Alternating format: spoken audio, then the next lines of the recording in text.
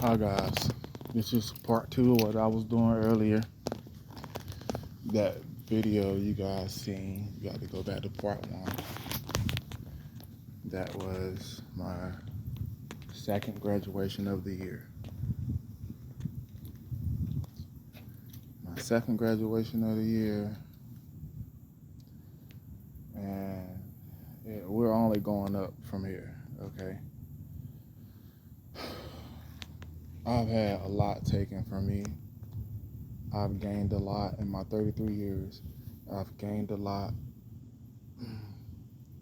and I've had a lot taken from me. You know, and that's really, like, that stuff really stuck to me, and I got to take that and I gotta make it work. You know what I'm saying? Like, I gotta turn that around and wear that as armor, as, hey, this is what I've been through. I got what it takes. It's my armor. I'm not inviting nobody into my life to do harm to me. I'm not trying to invite no deceiving people in my life. This is not what this is about.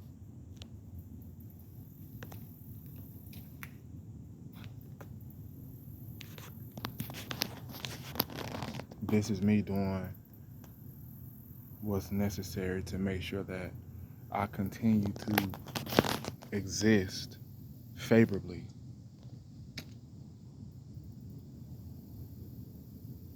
And I don't fear anything. I fear no evil. Because I done seen it all. The worst, the worst deceit you can see, is like, like, like the worst betrayal is somebody that's just always been there for you. You know what I'm saying? I feel like I've suffered a great amount of that. You know what I'm saying? And a great amount of face value disappointment. You know what I'm saying? And so I can only imagine how Jesus Christ felt. You know, I can only imagine. I really put myself in his shoes. I can only imagine I mean, it's just so a lot to take in, especially when Mel Gibson came out with The Passion of Christ and kind of try to put it into perspective. Hopefully he wasn't really trying to just show how brutal he can be with his imagination on something. Puts out a video about a man that we favor get beaten to death. That's, you know, can we, I don't know, get a couple movies out of just seeing what Jesus Christ did before he was maliciously attacked? Like, I'm just saying. Now, this place really got some explaining to do, really. But just know, and I read this, it's in the book, that when Jesus Christ come back, he's not coming back to judge. He is coming back to save as many people as he can. That's why, they have, Jesus and God, they have a day already set out for judgment. They already have that set out. He's just gonna come to save as many people as he can. You know what I'm saying? And it's the people that want to go. It's the people that at first didn't want to go. You know what I'm saying? And it ain't too late. And you can go as long as it's not too late. You know what I'm saying? As long as it's not too late, you can go. As long as it's not too late, you can go. You know how they say it's never too late? They're saying that now. They're saying that now until it is proven to be too late.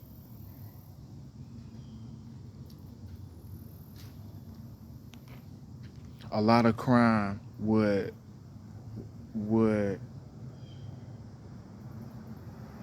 decrease if folks really accepted Jesus Christ as their Lord and Savior. Crime will go down because if they really understood the book, if they really, and even if they ain't even reading the book, if they really understood what's being talked about, basically that Bible being like one big conversation, one big important conversation is what I conclude that Bible as. One big conversation. And yeah, you read it, and it's a lot of conversation. Yeah, it's a lot of talking going on, but it's one big conversation. And that's what folks need to understand is what that big conversation is a symbol of and why it's being had. And how do they contribute, if they contribute negatively to that big conversation or if they contribute positively to that big conversation. And if you contribute positively, you waiting on Jesus Christ to come and save you. When he come, like I'm saying, when he, you know that he coming, you know that when he do come, you accept him as your Lord and Savior. Now, not when it's time, when he see you, no, now. And then you know what I'm saying? Like that's how you contribute in positively, and you're not gonna accept him as your Lord and Savior and be out here doing wrong. You know what I'm saying? Hurting people, and if you really accept him as your Lord and Savior now, because you got people that can be in church and stuff like that, and they conniving, and I ain't gonna say they sneaky, but they'll play people against each other, have people mad at each other just off of something they said. You know what I'm saying? And sit back and watch. You know what I'm saying? And I'm not saying that all people in church is like that. I'm saying you have some entities that's walking the earth that's like that, that's in that church. You know what I'm saying? Or in churches or in whatever type of space of praising and gathering for the Most High. Now, y'all been watching my videos. Y'all been seeing, you know what I'm saying? Maybe the moons and stuff is about to align or whatever, but every day I become more spiritual every day. And it's real. It's real.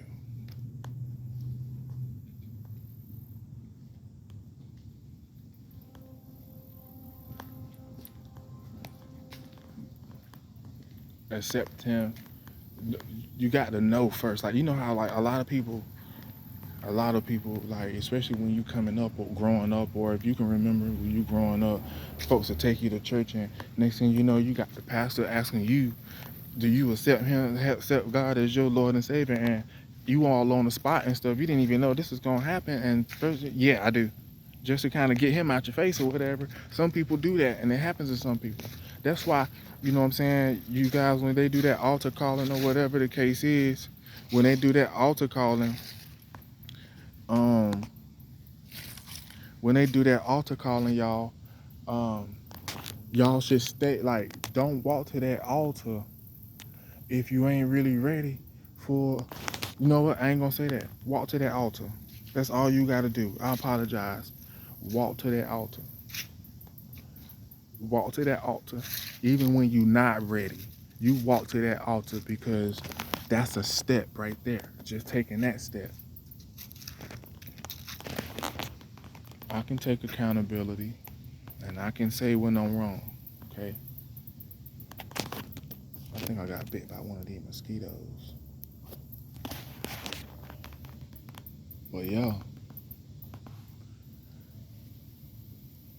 one of the things that hurt me is when people just don't understand,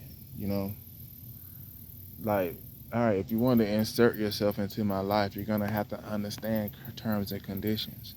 You're going to have to understand how I have to deal with people outside of me, and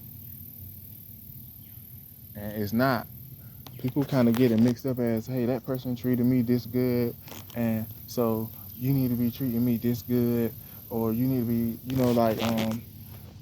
you need to like show me or something like that. You know how folks think that because they got treated great somewhere else that they gonna get treated the same type of greatness over here. No, it's a little bit different than that, and it's bigger than that. It's bigger than that. It's like welcome to my world. You know what I'm saying? In my world, you're gonna get treated like the most valuable player. You're gonna get treated. You're gonna get acknowledged. You're gonna get your credit, your credibility. I'm gonna give you your credit. You know what I'm saying? I buy cars. I buy stuff like that. I probably buy you a truck. You know what I'm saying? You just gotta listen and you gotta pay attention and focus. When I'm on focus, get me on focus. Help me like if get in front of me and be like, baby, you losing focus. You know what I'm saying? I know everybody not the same. I know this is what I'm asking for. You know what I'm saying? My partner is gonna possess a business mentality. Got to. You got to know how to separate, basically your feelings and the priority of your feelings and know how to prioritize that between all of that and business and all of that. This water's kind of high, but it normally, this water, like it'll come all the way up here. That's where all this sand right here coming from.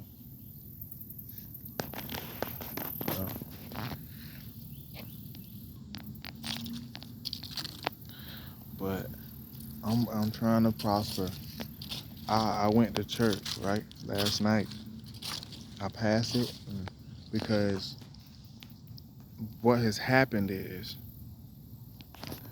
God retracted me. God retracted me. And yes, I was going to church every Sunday. I was feeling great, I was feeling great. And what happened was I got back intertwined with my kid's mom. And what I mean by intertwined is, I like, we was like kind of spending time with the kids, not living together or nothing like that, but I was able, like she allowed me to come to the house and, I could go in the house and sit and talk with the kids or whatever, and it was very weird because it was just something really, really off about it. You know what I'm saying? Really, really off. It all felt fake, including me in the house that we was in, that she was in. It just all felt like an illusion. You know what I'm saying? And so I never really kind of accepted it. You know what I'm saying? As, hey, that's what that is. I never really accepted it because it was just so freaking weird and so off about it all. You know what I'm saying? I can feel it in my spirit. It's like the whole scenery and everything was trickery. It was for me. It was for me to like kind of, how you say, go along with it, go along with it. And, no. I stayed on my P's and Q's. I stayed prayed up. And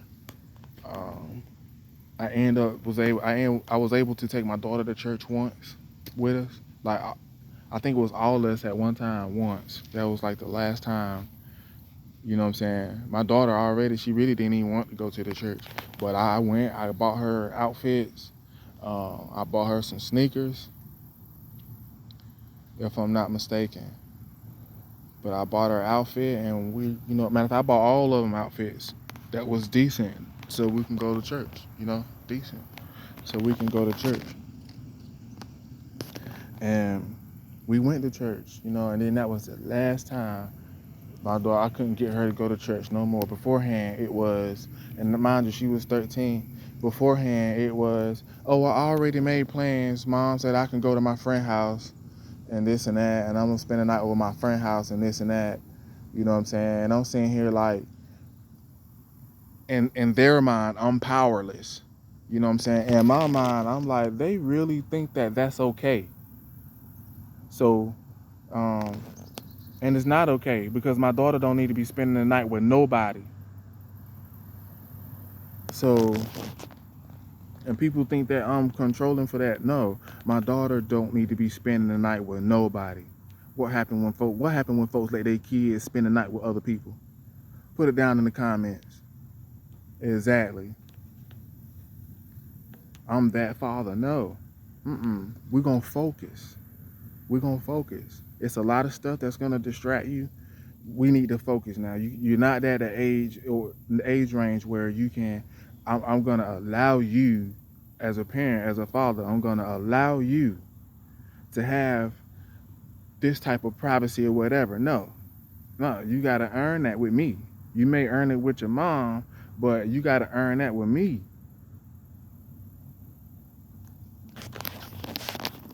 So, um, anywho, and that's how my kids are. So of course they probably want to stay with their mom because they can earn stuff easily with her. And versus me, you gotta put forth some effort. You got to show me. You know what I'm saying? If you lie to me, you got to apologize. You know what I'm saying? Like you can't be trying to get over on me. You know what I'm saying?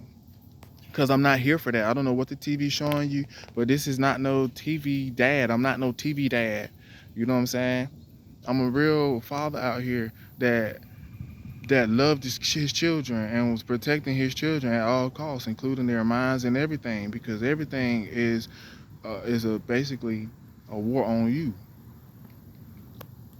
It's a spiritual battle, and it's so all this stuff is put out here to pull you either up or down. hmm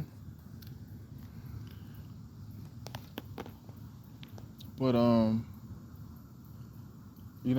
we got intertwined like that, so like I didn't condone it, and it really didn't last long. You know what I'm saying? It really ain't last long because um, I felt like it was all of that. My kid's mom was just buying time for like all of that, so she can figure out how to make me look bad in front of kids. Which she tried this stunt right here. Like she like we all was in the room in her room. All of us was in her room, and everything was going great, fantastic. Everybody laughing, we talking, and me and my daughter we role playing. We got different accents, voices, you know what I'm saying, impressions and stuff like that. Me and my daughter, we were just cutting, how they say, cutting the rug. Like we was like we really good, you know what I'm saying. It seems like it's a shared ability, you know what I'm saying, to be able to um, how you say like mimic you, you know what I'm saying, impression. But anywho, I had said it was like this, like some type of like little saline pack or whatever was on on my kid's mom's bed, and so we was like picking up using stuff as props and stuff like that, and you know what I'm saying, like I said something, I had picked it up and I said something to the extent of like, what's this, or this what you put on your stomach for your cuts, right? um And so I'm out of nowhere. Here come my kid's mom saying like everything just shifted. Now she just all broken. She runs into the bathroom, and me and the kids, we all just left in the room like what the what? And her bathroom, like she had a bathroom in her room, and so me and the kids was like we all looking around like what is it? You know what I'm saying? I was like, what did I say? And so next thing we know, I mean, so I goes in there, because I'm dad, right? So I goes in the bathroom. I said, "Hey, you all right? What's wrong?"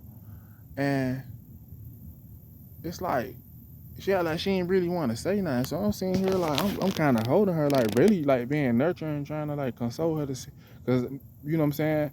Like maybe she going through it or whatever, like that postpartum depression or whatever the case is. I don't know. She was on she was, just going through it, what I'm saying, health wise, I reckon. She just was going through a lot that I would like really like conclude, what I'm saying? Like I would really conclude that, my kid's mom probably experienced some stuff she never thought she would experience, you know what I'm saying?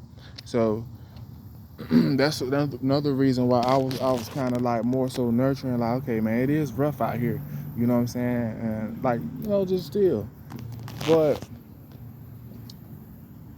then she was like, I just need a minute. I'm like, all right, well, we out here if you need us, right? Goes out, so we in the room. Next thing I know, she let out this big cry, a really big cry. I'm sitting here like, I was like, okay, you know what? Maybe that's just my cue. You know what I'm saying? Because that was just too weird. And I ain't come here for all of that. You know what I'm saying? Because ultimately, you got yourself in this situation. Whatever you was going through, you got yourself in that situation. You know what I'm saying? And I have nothing to do with it. You know what I'm saying? Mind you, I'm the one who got pushed away and betrayed, and you know what I'm saying. So it's like, nothing. I wasn't doing anything, you know what I'm saying, to like hurt hurt or harm or try to stop her progress in life or whatever. So I started packing up and like getting my shoes on and stuff. And I think they was gonna stay there that night. And so I was like getting ready to get in the truck, and Jaden had came outside. I said, Jaden, what's wrong? What happened? Jaden says, I don't know, but apparently it was something you said or something, or like something like that. She was like in a snappy way, like, but it was in a snappy way. I was like, and that's what it was meant to do. It was meant to make me look like I said something wrong, which in fact, when I said something, nobody in the room thought that I said anything wrong. Okay, so this is the type of female that I'm dealing with here. What she called herself to be a master manipulator. You know what I'm saying? In my book, and I ain't talking down on her, but it's a position that I'm talking about here. You know what I'm saying? But that's why. But we intertwine. And I'm telling y'all why we intertwine is because every time we intertwine, just bad stuff like my little piece of submission that I do have, everything just go bad because it just seems like she just always got some other stuff going on. You know what I'm saying? And so, and like I really don't get no good energy. You know what I'm saying, at all. It's a lot of unfinished business, and I can't be I can't be friends with somebody who I got a whole bunch of unfinished business with, and they don't want to finish the business up. You know what I'm saying? And I'm kind of forced to basically move on with my life step by step. You know what I'm saying? Because I'm still waiting on all the unfinished business that we have to be taken care of, because we got all these we got supposedly 3 kids together. You know what I'm saying? And like I be telling her I want to do a DNA, but I can't never get them all to be able to do that, and that's what she be wanting. And it seemed like that to me. Every time I ask to see them, and all of them, it's a problem. Every time she pull up, you know what I'm saying? Hey, where's Jaden at? Oh, well, she's with her friend. She's at her friend's house, or oh, she's at her grandma's house, or whatever. But I asked you to bring her here so I can see her.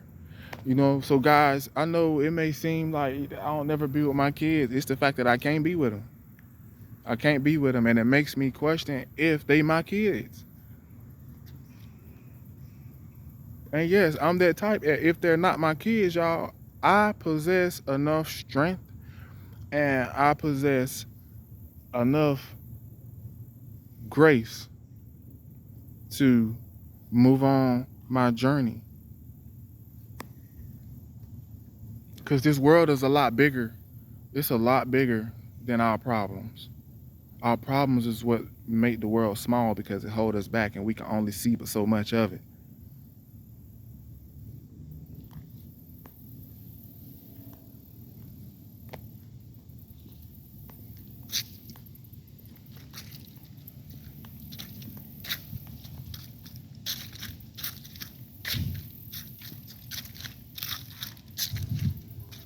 And I'm the type, if I feel like you shouldn't be a part of the progress, then you shouldn't. Then I'm gonna show you. I'm gonna show you how. Like, I'm not gonna deal with you. You're not gonna know anything. But then too, you know what I'm saying? You can't say it all. You can't tell it all. You know what I'm saying? Sometimes you got to put that action in. You got to walk the walk. Walk the walk first. So then you can talk the talk. Jesus walked that walk. And he talked that talk. And look at what they did to him. I'm afraid. I'm afraid. Because I walked that walk. And I talked that talk. And I've been talking that. I've been talking that. I'm afraid. Look at what this place does to good people.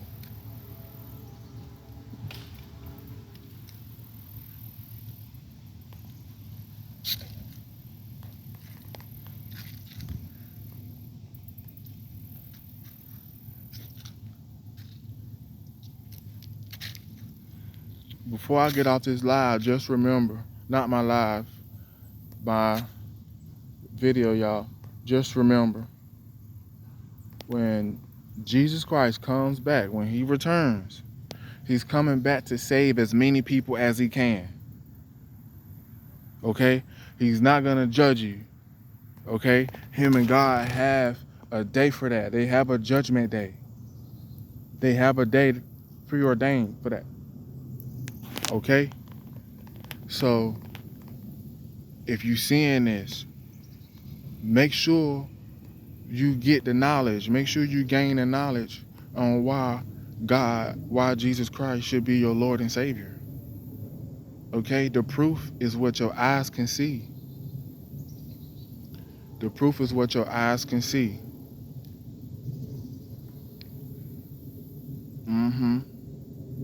And the good ones and the chosen ones, they know who I'm talking about. They know who I'm talking about. I accept Jesus Christ as my Lord and Savior. And when he returns, I'm going to walk with him.